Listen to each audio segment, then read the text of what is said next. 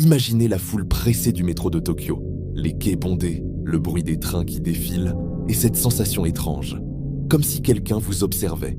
Certaines personnes jurent avoir vu une silhouette mystérieuse, silencieuse, apparaissant sur les quais ou dans les wagons. Une figure pâle, parfois floue, qui disparaît dès qu'on tente de la suivre. C'est le fantôme du métro de Tokyo, une légende urbaine qui glace le sang et fascine depuis des décennies. Aujourd'hui, nous allons plonger dans cette histoire complète, explorer ses origines, les témoignages effrayants et son impact culturel dans la mégalopole japonaise.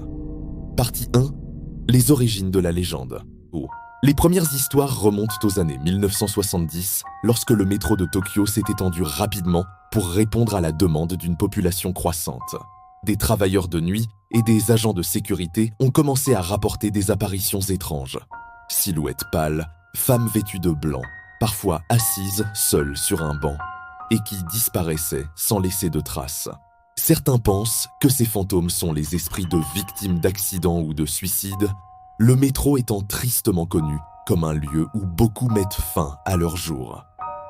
D'autres avancent que ce sont des esprits errants attirés par l'énergie de la foule ou le stress ambiant. Partie 2.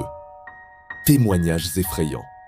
Les témoignages varient, mais plusieurs motifs reviennent. Une jeune femme fantomatique qui s'assoit à côté d'un voyageur, puis disparaît au prochain arrêt. Des silhouettes floues se reflétant dans les vitres des wagons sans qu'aucune personne ne soit présente derrière. Des ombres glissant le long des tunnels vides la nuit, entendues mais jamais vues clairement. Ces histoires ont été partagées dans les journaux locaux et sur les forums japonais, contribuant à la réputation du métro comme un lieu où le paranormal semble réel. Partie 3. Les lieux les plus hantés. Certains quais sont plus réputés que d'autres pour ces apparitions. Shinjuku, le plus grand nœud de transport de Tokyo, où la fatigue et la foule semblent amplifier les visions. Ueno.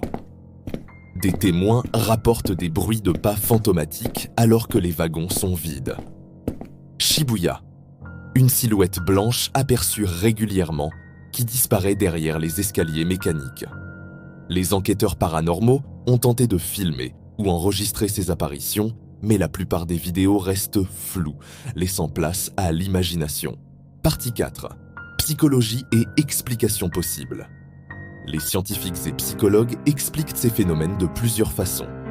La fatigue et le stress du métro peuvent provoquer des hallucinations. La surcharge sensorielle, bruit, lumière et mouvement constant créent des illusions. La tradition japonaise des esprits, Yurei. La culture locale est très ouverte aux histoires de fantômes, ce qui influence la perception collective. Mais malgré ces explications rationnelles, l'histoire du fantôme du métro continue de fasciner et de faire frissonner. Partie 5.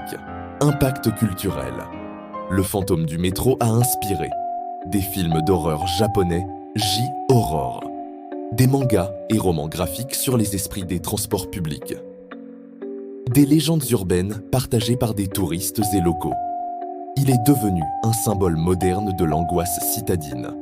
Même entouré de milliers de personnes, vous pouvez ressentir une solitude glaciale et le frisson d'une présence invisible. Conclusion.